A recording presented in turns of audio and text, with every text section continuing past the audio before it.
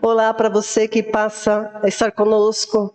Eu declaro sobre a tua vida uma bênção especial. Eu te abençoo em nome do Senhor Jesus, que você que se interessa em ouvir a ministração de Deus através da palavra dele, possa ser alcançado em todo o entendimento dessa palavra, que o Senhor possa estar abençoando a tua vida, a tua casa, tudo que você é e tudo que você tem. Amém? Eu te convido a acompanhar conosco essa ministração. Está dentro de uma sequência de mensagens onde eu estou ministrando sobre o novo nascimento em Cristo, algo imprescindível para que você veja o reino de Deus, que você entenda o que significa essa linguagem. As minhas ministrações, elas estão todas na página, no meu nome, Ana Gasparotto, no YouTube. Eu peço que você se inscreva, que você esteja lá olhando as mensagens, elas estão todas lá, e que você possa, através do estudo da palavra, entender e viver, né? Acho que o objetivo de Deus é que você viva a boa, agradável e perfeita vontade de Deus. Amém? O título da mensagem de hoje é: O nascido de novo conheceu ao Senhor e deve prosseguir em conhecer ao Senhor. Nós conhecemos ao Senhor e devemos prosseguir em conhecê-lo. E eu quero falar com você sobre isso. Me dá uma licencinha, que eu esqueci de uma coisa. Meu zóio. Pronto, voltei. Esqueci do meu óculos. E eu quero rever uns pontos que eu tenho falado nas últimas. Como mestre, eu gosto sempre de estar revisando pontos importantes que a gente já viu, para que eles fiquem consolidados na nossa mente, no nosso coração, né? Em primeiro lugar, o novo nascimento que Jesus propôs na sua palavra, ele é um ato criativo, ele é um ato criador de Deus. Como Deus criou todas as coisas, o novo nascimento também é um ato criativo de Deus por meio do Evangelho de Cristo. Então, para a pessoa nascer de novo, ela precisa tomar ciência, compreender e crer no Evangelho de Cristo. Porque através dele, Deus cria uma nova criatura, né? Um novo homem. A gente fala a expressão novo homem no sentido genérico, total, né? Mas ele cria uma nova criatura em verdadeira justiça e santidade. Por que essa terminologia, que é tão trazida para a área comportamental? Quando se diz que Deus criou a nova criatura em verdadeira justiça e santidade, ele está falando que passa a ser propriedade dele, participante da vida dele, né? É uso exclusivo de Deus, é isso que significa santidade. Você que creu em Cristo, você pertence a Deus, você é de uso dele, você é propriedade particular dele. Esse é o sentido de santidade, né? E é preciso entender que essa linguagem que Deus criou, então a gente não se torna justo ou a gente se santifica. Não é essa a ideia bíblica. A ideia que você precisa entender é que nós somos criados em Cristo Jesus, justos e santos. Esse é um ato de Deus, né? Por quê? Porque nós somos gerados por Deus.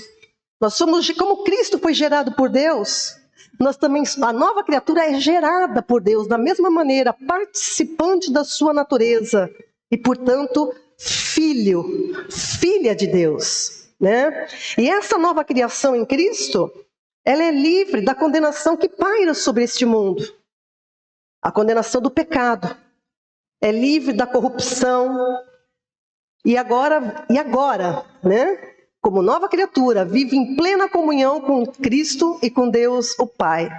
E só estamos aguardando a redenção desse corpo. Porque a gente, quando nasceu de novo em Cristo, a gente continua nesse corpo. Deus não nos tirou da terra. Nós continuamos no mesmo corpo físico, né? Esse corpo está desfeito, conforme Paulo fala em Romanos capítulo 6, esse corpo está desfeito e você tem que viver nessa fé. Quem não entende isso, não vive nessa fé e continua vivendo tudo que pertence ao corpo do pecado. A gente vai entender isso nos estudos de quarta e na sequência dessas mensagens aqui para vocês. Tá? Então, o que nós estamos aguardando? A redenção do nosso corpo, que se dará ou no arrebatamento ou na nossa morte física aqui. Tá bom? Quando nós receberemos o corpo glorificado, tal qual o de Cristo, né? Conforme a promessa de Deus, conforme o propósito eterno dele estabelecido em Cristo. Tá bom? Essa é a graça maravilhosa do Evangelho que precisa ser entendida e pregada, né? O Verbo eterno, que é Cristo Jesus, que é a palavra do Deus vivo, ele veio ao mundo trazer redenção. Ele veio ao mundo colocar o homem de volta no seu propósito para o qual ele criou todas as coisas e foi estabelecido na eternidade. Então, mas é preciso que você ouça o Evangelho de Cristo, o Evangelho da cruz, e compreender e crer, amém? Na obra consumada por Jesus. Eu sempre vou repetir isso, o Evangelho de Cristo não nos convida à prosperidade neste mundo. O Evangelho de Cristo não nos convida a conquistas deste mundo, não, ele nos chama a morrer com Cristo, para poder viver a eternidade com Ele, amém? Então o Evangelho da cruz é o poder de Deus para operar essa nova criação, é o poder de Deus. Por isso que Jesus, antes de voltar aos céus, ele incumbiu, ele deu essa responsabilidade para os seus discípulos de ir e pregar o Evangelho. Tamanha é a importância e o poder do Evangelho. Eu e você precisamos ter isso na nossa mente. Você que já é crente em Cristo, você que já entendeu e recebeu isso, a gente precisa entender essa missão. Ir e pregar o Evangelho a toda criatura. Porque o novo nascimento, ele só é operado quando a pessoa toma ciência do Evangelho, quando ela entende e crê no Evangelho. Né? E essa experiência do novo nascimento, eu vou frisar de novo, ela é sobrenatural. Ela é sobrenatural, é uma experiência espiritual. Por isso que a gente não vê com os olhos físicos. Mas ela envolve todo o nosso ser, corpo, alma e espírito. Tá? O novo nascimento envolve todo o nosso ser. Tanto que eu recebo um novo coração, um novo espírito e estou aguardando o meu novo corpo. Amém? E embora o novo nascimento não seja perceptível aos sentidos humanos, ele é uma realidade para Deus. Isso que nós temos que confiar, como Abraão creu. Nós temos que confiar que Deus falou, você morreu para o pecado e nasceu para mim. Você é meu, você é minha propriedade e você vai viver todo o propósito que eu tenho para você em Cristo. Nós temos que crer nisso. Então, o novo nascimento, embora não seja perceptível no plano natural, ele é uma realidade no mundo espiritual, na eternidade. Tanto que o apóstolo Paulo diz em Efésios 2, capítulo 6, carta de Paulo aos Efésios, capítulo 2, versículo 6, e nos ressuscitou juntamente com ele e nos fez assentar nas regiões celestiais em Cristo Jesus. Eu gosto desse versículo porque ele mostra o que aconteceu. Nos ressuscitou e nos fez assentar nas regiões celestiais em Cristo, que significa uma posição de descanso, uma posição de salvação. A minha alma descansou, a minha alma não está à procura de mais nada, porque como nós cantamos, eu encontrei. Você encontrou? Então você está descansado. E a posição de se assentado nas regiões celestiais em Cristo é de autoridade. Amém? Então, é um processo que a gente precisa entender que é assim. Mas o novo nascimento, como é muito ensinado por aí, não se trata de um processo gradual de aprimoramento, de aperfeiçoamento, mas sim de uma obra instantânea, completa e perfeita.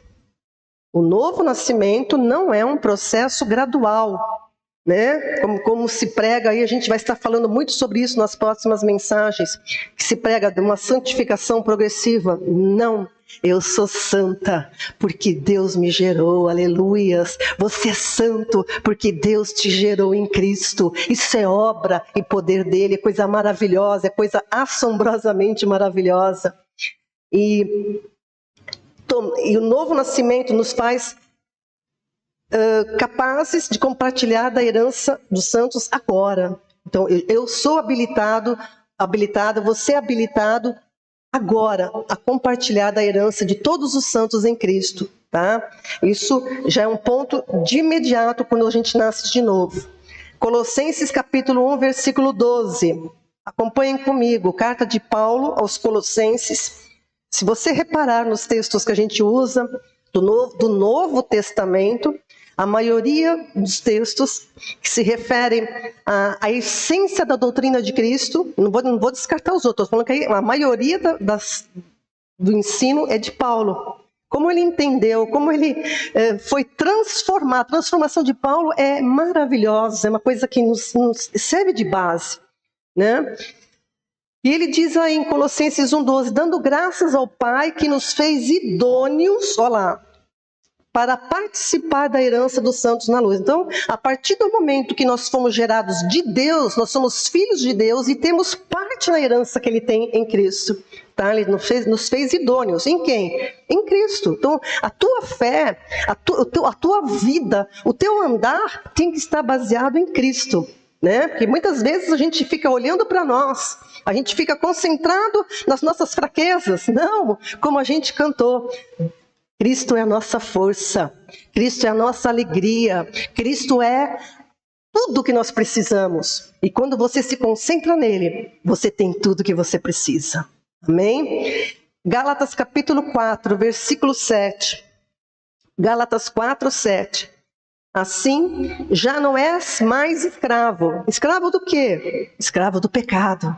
Você não é mais escravo do pecado. Então não diga nunca mais, mas declare com fé, declare como alguém que entendeu, declare como alguém que o entendimento mudou. Eu não sou mais escravo do pecado, aleluias, mas eu sou filho. Assim já não és mais escravo, mas filho. E se és filho, então és também herdeiro por Deus. Amém? Então você é herdeiro de Deus. É uma coisa maravilhosa. E meditando nessa palavra hoje de manhã para trazer para vocês, o Senhor me fez lembrar do Salmo 139, né? Que fala como o poder de Deus, que é a expressão é assombrosamente maravilhoso, né? Salmo 139, versículo 6. Ele fala da geração de um ser dentro do ventre, que na verdade é uma profecia acerca de Jesus sendo gerado no ventre de Maria, tá? Os salmos são profecias, na sua maioria, acerca de Cristo. E aqui no Salmo 139, se você ver, ele vai tecendo assim, eu te louvo, ó, versículo 13. Pois criaste o meu interior, entristeceste no ventre da minha mãe. Eu te louvo, porque de um modo assombrosamente maravilhoso eu fui formado. Maravilhosas são as tuas obras, e a minha alma o sabe muito bem. Então, esse é o poder de Deus que gera uma criança. Aqui é uma poesia declarando o poder de Deus ao tecer uma criança no ventre de uma mãe. Esse mesmo poder, amado, amada, esse mesmo poder que opera assombrosamente, maravilhosamente, é o que faz o novo nascimento. Você crê? Então louve ao Senhor, porque você é uma nova criação em Cristo. Você foi criado de uma maneira assombrosamente maravilhosa. Isso é maravilhoso demais. E um ponto que a gente tem que estar atentos como novos nascidos. Aqui tem novos nascidos? Aí tem novos nascidos, o que estão ouvindo, seja onde você estiver agora. Então você entenda uma coisa. O novo nascido de Deus, ele continua no mundo. Ele vive no mundo, não foi tirado do mundo. Mas tem uma coisa, ele não é mais do mundo. E isso tem que mudar. E a gente vai ver que como a palavra de Deus ela é maravilhosa, como Deus é cuidadoso nos detalhes. O novo nascido continua vivendo neste mundo, mas ele não é mais desse mundo caído. Jesus orou isso na sua oração sacerdotal pedindo que o Senhor Deus guardasse os seus discípulos. João 17. O Evangelho de João, capítulo 17, versículos 14 a 16. Vamos acompanhar. Jesus diz, né? Essa oração é tão linda. Dê-lhes a tua palavra e o mundo os odiou. Presta bem atenção nessa linguagem, porque Jesus foi odiado. Hoje a gente vê tão claramente como as trevas rebatem a luz. Isso vai ficar cada vez mais intenso, amados. Cada vez mais intenso, não se assuste. Isso quer dizer que o Senhor está chegando. Isso quer dizer que o Senhor está voltando. As trevas odeiam a luz, odeiam, elas não querem que ilumine as más obras delas. E Jesus, orando pelos seus discípulos, ele deu-lhes a tua palavra, e o mundo os odiou, pois eles não são do mundo. Assim como eu também não sou do mundo. Não peço que os tires do mundo, mas que os guardes do mal. Eles não são do mundo como eu não sou do mundo. Jesus frisa isso 2 vezes. Eles não são mais do mundo, você não é mais do mundo. Põe isso na tua cabeça, se desliga, olha para o mundo, usa porque você está aqui, precisa das coisas do mundo, como trabalhar, estudar, né, ter uma vida tranquila, que é isso que a palavra de Deus recomenda, que a gente faça tudo com harmonia, com moderação, que tenha uma vida tranquila, mas não se apegue a nada deste mundo, não se apegue a nada, muito menos ao mal. Amém? Isso é muito interessante, amados. Paulo, ele fala isso também, eu gosto de Paulo, Gálatas capítulo 6, não está na minha projeção, Gálatas 6, 14. Olha o que Paulo diz, falando aí no texto, olha o que ele diz: mas longe de mim gloriar-me, senão na cruz do meu Senhor Jesus Cristo, pela qual o mundo está crucificado para mim, e eu estou crucificado para o mundo. Paulo entendeu. Você precisa entender, meu irmão, minha irmãzinha, você precisa entender, você que está me ouvindo, como Paulo entendeu. A glória de Paulo estava na cruz. Não está em nada desse mundo, em posições, em dinheiro, nada. Paulo ele estava agradado de tudo que ele recebeu em Cristo, agradado, feliz, completo. E ele diz, pelo qual o mundo está crucificado para mim, eu estou crucificado para o mundo. Como isso precisa ser entendido, meus amados? Não tem que entrar, tem que penetrar no nosso entendimento, tem que fazer parte do nosso dia a dia. E se Deus ainda nos deixou do mundo, mas por que Deus... Eu sempre frisa isso, se Deus ainda nos deixou do mundo, é porque há um propósito a se cumprir. Então presta atenção, meu irmão, você que está me ouvindo, há um propósito que você tem que cumprir. Você já é salvo, você já é filho, você é santo, você é herdeiro com Deus, amém? Herdeiro de Deus. Então, mas tem coisas que o Senhor te incumbiu. Primeira, o ID de Jesus. Nós temos que completar, né? Vamos dizer assim, o restante da missão. Porque tem muitas pessoas a serem salvas. Deus tem não se esqueça que este é o tempo que nós estamos vivendo, desde o nascimento de Cristo até o arrebatamento da igreja. Nós estamos vivendo no tempo em que Cristo está incumbido de edificar um templo de pedras vivas para Deus. Esse templo está sendo edificado e quando ele terminar, acontecerá o arrebatamento da igreja.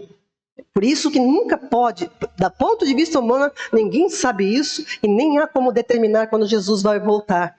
Tá? Então, o primeiro ponto é esse, obedecer o ID, é obediência, faz parte da nossa perseverança. Né? Segundo, enquanto estivermos nessa terra, nós temos que andar, faz parte também, andar no restante da nossa caminhada aqui como Cristo andou. Né? Como que ele andou? Como é que Cristo andou, amados? Fazendo sempre a vontade do Pai. A alegria, o desejo de Jesus era fazer a vontade do Pai, né? E é isso que a palavra também, através dos apóstolos, recomenda aos cristãos que entenderam isso. Efésios capítulo 5, versículo 8. Porque no outro tempo, antes, né, de nascer de novo, erais trevas, mas agora sois luz no Senhor.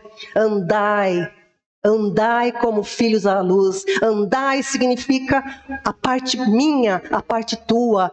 Andai significa a parte prática da salvação. Andai significa que os outros precisam ver em mim, precisam ver em você luz e sal que tempera essa destemperança e as trevas deste mundo. Amém? Amém? É isso que nós temos que ter ciência.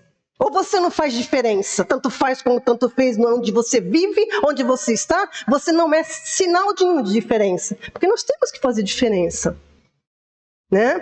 E é isso que Paulo recomenda aqui também. Ao andar na luz, você vive, eu publiquei isso nessa semana, né? Você vive para agradar apenas uma pessoa, que é Deus. Eu não vivo para agradar homens. Principalmente eu como pastora. Para mim importa fazer a vontade de Deus. Eu não vou agradar ninguém. Eu vou agradar o meu Pai. Por isso, se eu tiver que exortar, eu vou exortar. Por isso, se eu tiver que chegar junto, eu vou chegar junto. Né? A gente tem que viver para agradar o Pai, para agradar a Deus. Né? E é assim que Jesus andava. Né? Isso simplifica tudo. Isso simplifica você.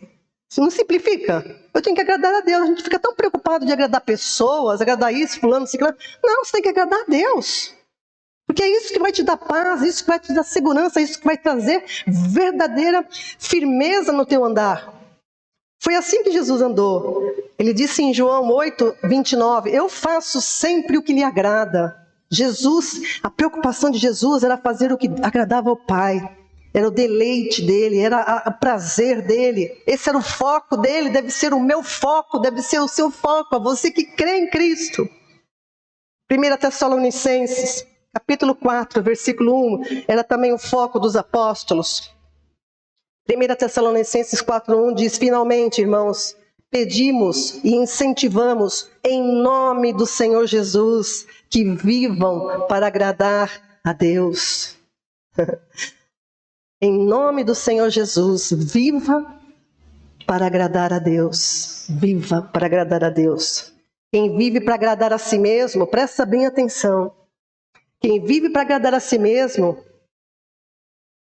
vai servir a dois senhores, o que não dá certo.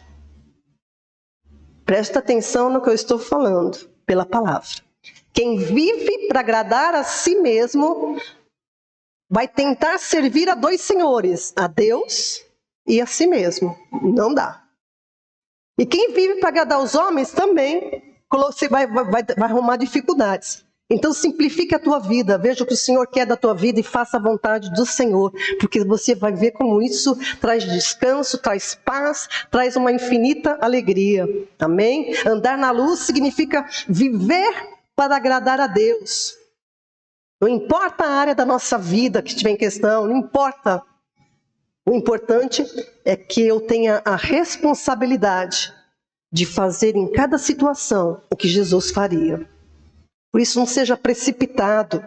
Há muitos crentes precipitados e desobedecem ao Senhor. E não honram o Senhor e não obedecem a sua palavra, porque se precipitam, são conduzidos por sentimentos. O crente não pode ser conduzido por sentimentos. Eu tenho sentimentos, mas eu já aprendi, eu não posso agir por eles. Eu tenho que agir por o que Deus diz na palavra dele. Eu tenho que dominar o meu temperamento, eu preciso dominá-lo, é parte minha. Não adianta você ficar orando, pedindo, Senhor, me ajuda a me controlar. Não, o Senhor vai dizer, meu querido, minha querida, controle-se pelo poder que há na minha palavra, em você. Então isso cabe a nós, né? Cabe a nós. Se controle, qualquer área da sua vida. 1 João, primeira carta de João, primeira epístola de João, capítulo 2, 5 e 6. Mas se alguém obedece a sua palavra, então presta atenção.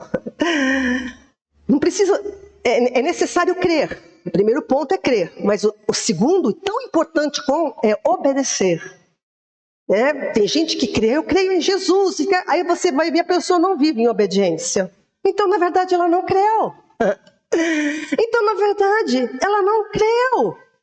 Eu vou repetir de novo.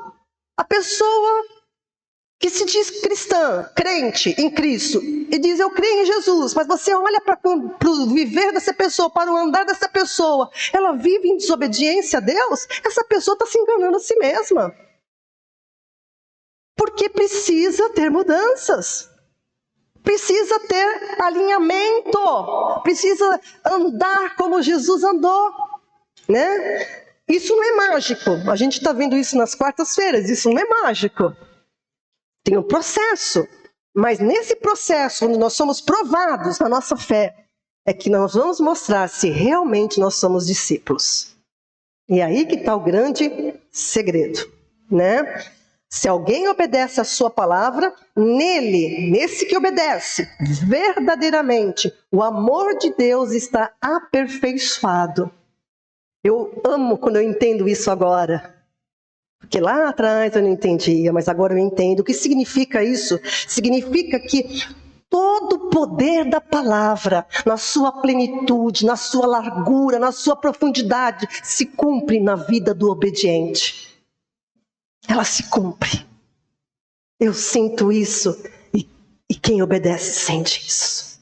Sente pelo poder de Deus. E diz o texto, desta forma sabemos. Olá, desta forma eu sei, você sabe. Sabemos que estamos nele. Aquele que afirma que permanece nele deve andar como ele andou. Então eu sei, você sabe. Você sabe. Você sabe. Você sabe. Ou você não é sóbrio ou sóbria, né? Então a gente tem que seguir os passos de Jesus. Sabe, a gente precisa, amados, seguir os passos de Jesus. Jesus é o meu, ninguém é maior que o mestre. Jesus falou, ninguém é maior que o mestre. Siga os passos, se contente em seguir os passos de Jesus. E o que Jesus fez? O Senhor me fez mudar toda a minha palavra só para pôr esse pedaço. O Senhor quer falar com você, hein? Ele me fez mudar a palavra para introduzir isso que eu coloquei aqui agora. Jesus, andar nos passos de Jesus, a gente pensa que Jesus era um super-homem na terra. Jesus era homem, carne e sangue que nem eu e você, sentimentos que nem eu. Ele foi homem 100%. Ah, mas ele não é Deus? Sim, ele é Deus. Mas diz a palavra que quando ele foi gerado no ventre, ele nasceu como um homem. Sentia dor, né? Chorava, né? Tinha fome, tinha sede, cansaço. É só você ver as passagens. Ele tinha sede, tinha fome, cansaço, dormiu, tinha necessidade de dormir. Então ele era homem. Então veja bem o processo que Jesus passou. Presta atenção porque a gente lê a Bíblia e não percebe essas coisas. Jesus desde pequeno, ele buscou o conhecimento do Pai. Diz a palavra, né, que Lucas capítulo 2, versículo 40. Lucas 2, 40, olha lá o texto.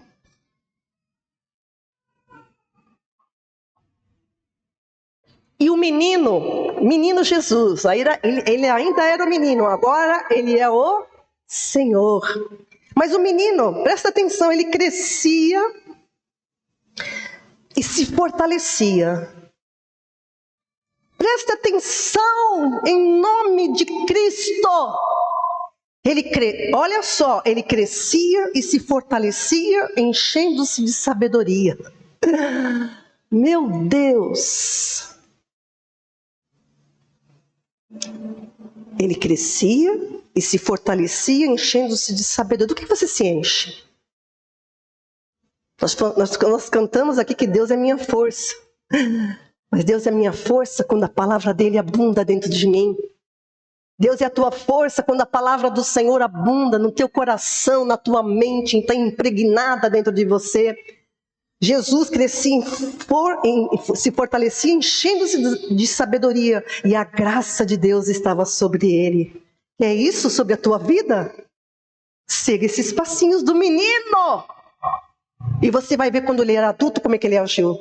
Você sabe, né? Tanto quando ele tinha 12 anos de idade, diz a palavra aí em Lucas também, seguindo o texto de Lucas 2, na época da Páscoa, Jesus estava agora com 12 anos, a família foi, como era costume, foi celebrar a Páscoa em Jerusalém. né? A partir do versículo 43, Lucas 2, 43 em diante. E eles foram lá celebrar a Páscoa, tal. Foi aquela, né, uma caravana, né, de pessoas que foram até Jerusalém. E depois eles retornaram e não atinaram que Jesus, o menino de 12 anos, estava com eles no meio. Ele achou, né, diz a palavra que eles voltavam voltando. E quando eles atinaram, cadê Jesus? Cadê Jesus? Não acharam ele, né, na caravana, tal. E diz que os pais voltaram para Jerusalém para procurar o menino, porque eles não acharam. E quando voltaram, no versículo 45, encontraram ele. No versículo 46, onde Jesus estava, brincando no parquinho da praça, no cinema. Não tinha cinema, né? Mas você entende o que eu estou falando, eu não estou falando de cinema. Ele estava vendo uma série no Netflix. Não, ele estava com o celular, vendo os vídeos. Não! Não!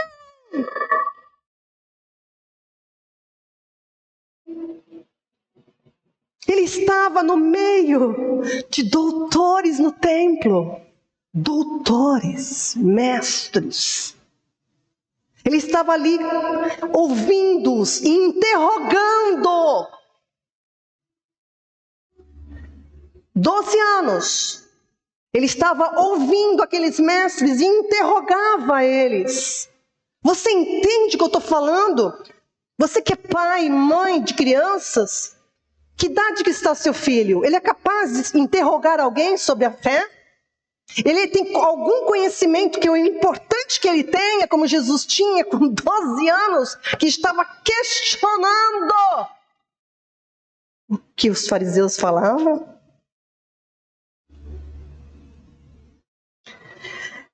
E mais, não acaba aí, versículo 47. E todos que ouviam admiravam-se da sua inteligência e das suas respostas.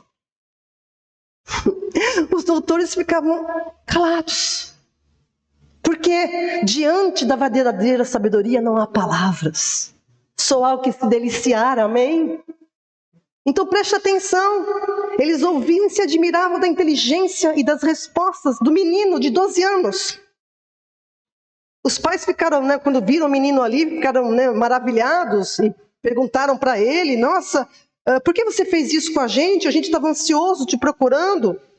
E Jesus, né, jeitosamente diz no versículo 49: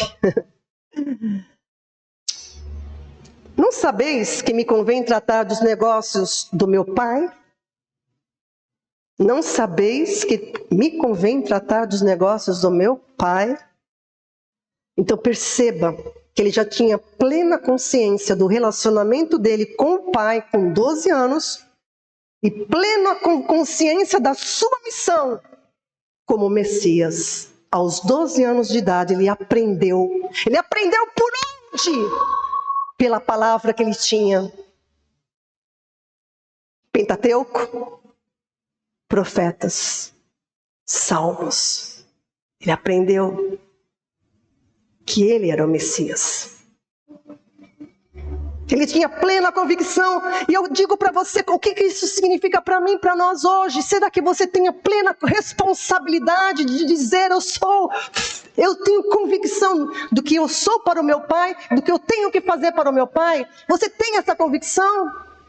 Você honra o Senhor com a tua convicção no dia a dia, mesmo diante das tribulações, mesmo diante das bonanças, mesmo diante das tempestades. Você tem essa paz que Jesus tinha num barco trepidando com ondas violentas. Vocês, homens de pouca fé, e deu uma ordem para o mar e o mar quietou-se na mesma hora.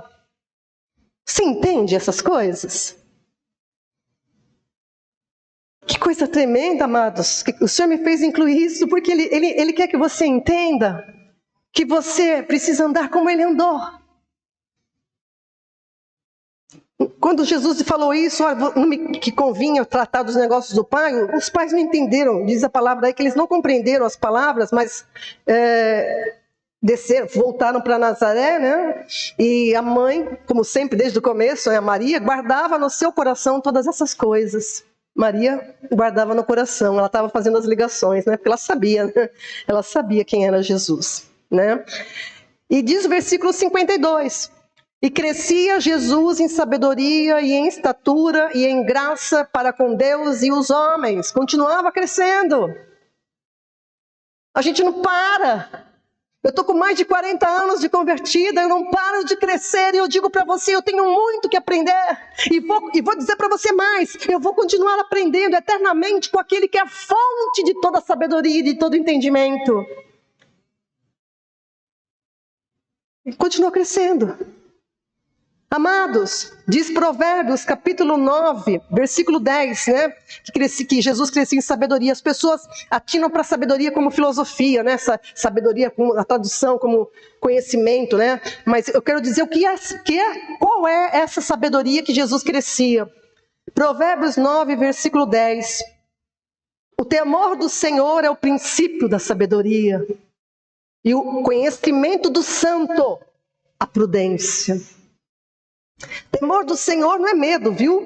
O termo temor se refere à palavra do Senhor. E aí você precisa estudar comigo, né? Precisa estudar para você entender. Temor na Bíblia não se refere a medo, porque jamais medo está relacionado com Deus.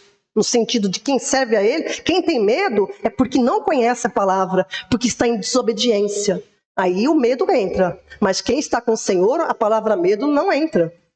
Porque o Senhor é a minha segurança, amém? Então essa expressão, o temor do Senhor é o princípio da sabedoria, significa a palavra de Deus é o princípio da sabedoria. E o conhecimento do santo, o conhecimento de Deus, o conhecimento expresso em Cristo é a prudência. Prudência. Você é prudente quando você tem o conhecimento do Senhor revelado da palavra, você é prudente. Você está guardando a sua alma. Tá? Então, temor, escreva isso. O temor do Senhor refere-se à sua palavra. E as Escrituras anunciam que a palavra de Deus, temor do Senhor, é o princípio da sabedoria. Quem ouve a palavra do Senhor, quem faz o seu ouvido atento à palavra do Senhor, entenderá e encontrará o conhecimento, pois da boca de Deus procede o conhecimento e o entendimento. O temor do Senhor é o princípio da sabedoria. E isso acaba sendo, obviamente, implicitamente uma referência à pessoa de Cristo, porque Cristo é a verdadeira sabedoria de Deus. Está escrito em Colossenses 2:3, né? Pois em Cristo estão ocultos todos os tesouros da sabedoria e do conhecimento, aleluias, pois Ele é a palavra, Ele é o verbo encarnado que esteve no meio dos homens, aleluias. Jesus Cristo, Ele mostrou essa consciência, amados, do seu relacionamento com o Pai, bem como a consciência da sua missão. Por isso que Ele falava com autoridade. Quem junta essas coisas tem autoridade no falar. As pessoas, elas ficam, diante de uma pessoa que tem autoridade na palavra, elas se amedrontam. Mateus 7, é outra passagem, só para te mostrar, isso tudo foi incluído na minha palavra, porque o Senhor queria falar isso com você. Você que está ouvindo também, eu agora entrego para que o Senhor faça a obra através da palavra dele. Ele queria que você soubesse disso. Ele tem os objetivos dele que se cumpram. Mateus 7, 28 e 29 diz assim, quando Jesus acabou de proferir essas palavras, aqui Jesus estava no seu ministério, né? Estavam as multidões maravilhadas da sua doutrina, porque ele ensinava como quem tem autoridade, não como os escribas. Ele não ficava, né, com palavras persuasivas humanas. A palavra de Deus era o poder dele, na boca dele. Então, ele falava como quem tem autoridade, né? Todo mundo reconhecia isso. Amém, amados? Provérbios 1:7 diz, o temor do Senhor é o princípio do conhecimento, mas os loucos desprezam a sabedoria e a instrução. Eu sinto muito por esses que rejeitam a palavra de Deus, como que dizendo, é palavra escrita por homens. O Senhor diz que você é louco, não sou eu. O Senhor diz, loucos os que desprezam a sabedoria e a instrução, porque esta é a sabedoria e a instrução de Deus para você. Se você despreza, o Senhor te chama de louco. Não sou eu, é a palavra, né? Mas, aleluias, por isso, Provérbios 3,18 é a árvore de vida para aqueles que a abraçam. Bem-aventurados são os que a retêm. Então aqui tem bem-aventurados, amém? Aqui tem aqueles que abraçaram a árvore da vida. Você entende? Você abraçou a árvore de vida. Aquilo que Adão não fez, que deveria ter feito, porque tinha árvore da vida ali, né? Ele abraçou a outra. Mas você não, você agora rejeitou. Agora não dá para tirar de você o que a gente adquiriu com o conhecimento do bem e do mal, e a gente vai estudar isso nas quartas-feiras, que é o significado disso, conhecimento do bem e do mal. A gente é ignorante, né? Quando a gente é ignorante, a gente apanha um pouco, mas a gente vai aprender. É a árvore de vida para aqueles que abraçam. Bem-aventurados são os que a retêm. Você que recebe a palavra, você é bem-aventurado porque você abraçou a árvore de vida.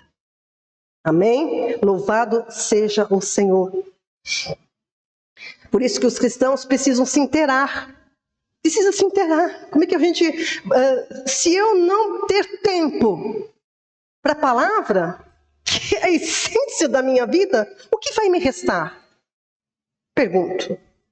Né? Você não precisa ficar como eu, quase que... Enquanto eu estou acordada, eu tenho meu genro, que ele sabe nisso, né? Que eu fico lá... A minha mesa parece um amontoado de coisas, onde eu estudo, investigo, peço a sabedoria do Senhor. Você não precisa ficar com esse tempo todo, porque você não vai ter esse tempo. Eu entendo isso. Perfeito. Eu também eu trabalhei durante um bom tempo da minha vida, eu sou uma aposentada hoje, mas no tempo eu tive que aprender de alguma forma, eu tive que achar tempo para aprender. E convenhamos, tinha um gerente da Caixa que falava uma frase que o Carlos não gostava. Ele sempre falava, lá em Santos, ele falava assim... Tempo é questão de prioridade. Então, quando a gente não quer, a gente já não tem o tempo. Porque não é prioridade. Porque quando é prioridade, você arruma tempo, né, para pilates, você arruma tempo para uma academia, você arruma tempo para uma série de Netflix, você arruma tempo... Que tal separar um pouquinho desse tempo? E olha, eu te falo, hein? Isso vai fazer uma diferença que você não tem noção. Vai fazer diferença. Vocês aqui da igreja têm tantas palavras que eu publico diariamente. Normalmente eu publico no grupo da igreja, normalmente eu publico no Face. São palavras que você pelo menos tomar como base, olhar os textos, o Senhor vai falar com você. Você vai ser instruído pela palavra. E você também. Está disponível. No meu Facebook, Ana Gasparotto, você tem todos os dias. Não estou fazendo todos os dias porque eu também preciso respirar. Eu fazia todos os dias até uns anos atrás, mas eu tive que parar porque o Senhor falou assim, dê pausa de um dia. Para mim poder, eu tenho as minhas coisas para fazer, eu tenho agora então, sem o Carlos, só Deus sabe. Só Deus sabe. Então, mas tenha um tempo, é uma prioridade. Que você tenha, em nome do Senhor Jesus, esse senso de responsabilidade do teu relacionamento com o Pai e do teu relacionamento como missão que você tem de ir e pregar o Evangelho. Para ir e pregar o Evangelho, você precisa conhecer o Evangelho. Para você não falar e ser entortado por qualquer palavra. Mas você olhar para a pessoa e falar assim, você está completamente errado. A palavra do Senhor não diz isso, você precisa examinar e é assim, assim, assim. Amém? Então é isso que nós temos que fazer. Nós temos que se inteirar. Nós temos que adquirir essa responsabilidade. Jesus, ele fez o trabalho divino de nos salvar que ninguém podia fazer, ninguém. Ele como homem fez, porque só ele podia fazer. Um homem sem pecado. Por isso que ele encarnou. Um homem sem pecado tinha que pagar o preço da morte. Certamente morrerás. E ele pagou. Está pago. Quem aceitar, quitado. Amém? Mas agora, ele realizou isso. Mas agora, quanto à minha caminhada aqui, depois que eu entendi isso, quanto à minha caminhada aqui, no tempo que resta neste corpo físico, isso aqui, a Bíblia fala no tempo que vos resta na carne. Esse termo carne precisa ser entendido muito bem, né, também. No tempo que me resta aqui no corpo. Né? Eu preciso seguir em obediência ao Senhor e à sua palavra, dia a dia. Perseverantemente. Isso envolve decisões, Isso envolve postura, isso envolve consciência para com Deus. Tá? 1 Pedro capítulo 1, versículo... 1 Pedro, nossa meu Deus, o tempo passa. 1 Pedro 1, 14. Como filhos obedientes, não vos conformeis com as concupiscências que havia antes na vossa ignorância. 1 Pedro 4, 2. Para que no tempo que vos resta na carne, não vivais mais segundo as concupiscências dos homens, mas segundo a vontade de Deus. Amados, isso requer resposta. Quem é ouvinte, não negligente, tem que atentar para isso. É o amor não fingido, que a palavra de Deus se refere várias vezes. É o amor que, né? Tem gente que ouve, mas não obedece. Faz tanto, mas deixa para lá, que não é bem assim. Não, o amor tem que ser não fingido.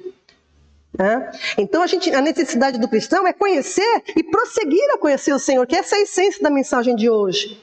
Tá? Primeiro, é Oséias que fala isso, profetizado pelo Oséias, lá no Antigo Testamento, Oséias capítulo 6, versículo 3. Conheçamos e prossigamos em conhecer ao Senhor. Conheçamos e prossigamos em conhecer ao Senhor. Então, primeiro, perceba a palavra do Senhor. Primeiro é preciso você conhecê-lo.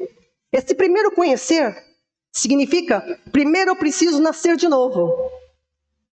Eu digo isso para você por todo o conhecimento que eu já tenho da palavra, tá? O primeiro conhecer de Oséias aí é se tornar um com Deus. Conhecer aí, essa primeira palavra tem o mesmo sentido da intimidade de um homem com uma mulher. Conhecer, se tornar íntimo. Então é se tornar um com Deus. E depois que você se tornou, ou seja, que você nasceu de novo, né? Nós somos meninos na fé, meninas na fé, crianças na fé. Quando a gente nasce, nós somos crianças, bebês. Né? É igualzinho a figura. Nós precisamos prosseguir em conhecer. Como? Né? Aí fala de entendimento, de crescer na graça e no conhecimento, como Jesus cresceu. Precisa se apropriar, precisa estudar, precisa parar e analisar a vontade de Deus em todas as áreas da vida através da palavra. Né? Precisa dominar os pensamentos bíblicos, dominar a palavra de Deus. Ela é uma incógnita, quando a gente não se importa com ela, ela é difícil para quem não tem interesse por ela. Mas quando você tem interesse, ela se abre para você. Ela se abre. Amém? Então, para se tornar um adulto na fé, o objetivo não é que você fique um menininho na fé, uma menininha na fé, mas que você se torne um adulto como Cristo, que enfrentou Satanás, que veio com ele com a palavra. Imagina, Jesus foi tentado também pela palavra por Satanás. Você imagina nós? Então você tem que estar preparado, aguçado para discernir, como a gente vai estar aprendendo aqui na quarta-feira, a discernir o bem e o mal, que é a minha responsabilidade, está no nosso domínio, discernir o bem e o mal. Uma pessoa menina na fé não sabe, ela é elevada. Alguém fala uma coisa, ela vai atrás desse vento, vai para trás do outro vento, e assim tem gente mudando de igreja, que nem sabe o que está seguindo, não entende a palavra, não consegue julgar o espírito que está nas igrejas, porque não tem profundidade. E aí fica, o que acontece? O que é necessário crescer nesse conhecimento, para que o inimigo não venha e roube a semente? Né? Como Jesus disse em Mateus 13, 23, né? Ou na parábola aí de Mateus 13, né? Do semeador.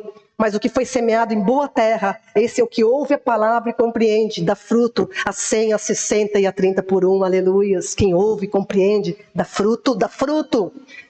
É necessário prosseguir em conhecer para ter essa consciência que Jesus tinha. Daí a gente percebe, amados, quando a gente fica maduro na fé, o poder que há em mim não é de meu. O poder, o tesouro está num vaso de barro. O tesouro está num vaso de barro. Eu sou frágil. Enquanto eu estiver neste corpo, eu ainda estou sujeita a esses sentimentos que às vezes me embaçam. Mas aí eu percebo que a excelência do poder provém de Deus e não de mim, nem de você. Né? Que Paulo fala isso em 2 Coríntios 2,7. Aí a gente sabe que nós estamos temporariamente ainda num vaso de barro, né? Isso nos faz triunfar sobre os aborrecimentos, sobre as provas no dia a dia, porque a gente sabe que o poder de Deus, que maior é aquele que está em nós do que aquele que está no mundo. Então você se apropria, quando você tem conhecimento da palavra, você se apropria do poder da palavra. Amém? Louvado seja Deus. Tem tantos cristãos vivendo no rasinho, vivendo ali suscetível a esses ataques malignos. Não pode ficar no básico, tem que crescer, tem que entender a profundidade da palavra. Só assim que você vai ser capaz de vencer o maligno. Amém? Só assim que você é capaz de discernir tanto o bem quanto o mal, que precisa ser discernido por mim e por você. Amados, e cumprir o ID, né? E cumprir o ID de Jesus. Porque como é que você vai, né, sair por aí e levar para o outro a palavra se você não conhece a palavra? Porque as pessoas fazem perguntas e você precisa saber responder. E quando Jesus fala o ID de Jesus e fazer discípulos não significa necessariamente você ir para um outro país ou para outra cidade. Significa que você seja uma testemunha onde quer que você esteja. No reduto seu, no meio daquelas pessoas que te rodeiam. Amém? E eu vou parar aqui que o tempo já foi. Mas essa é a palavra do Senhor que Ele tinha para você. Na próxima semana eu vou falar dentro dessa sequência de prosseguir em conhecer a importância da renovação do entendimento. E eu peço que você busque isso em nome de Jesus, porque essa palavra veio do coração do Senhor para você, para vocês. Amém? O Senhor abençoe você, o Senhor te abra o entendimento pela palavra quando você estiver lendo, e Ele cumpre em você o amor dele em nome de Jesus.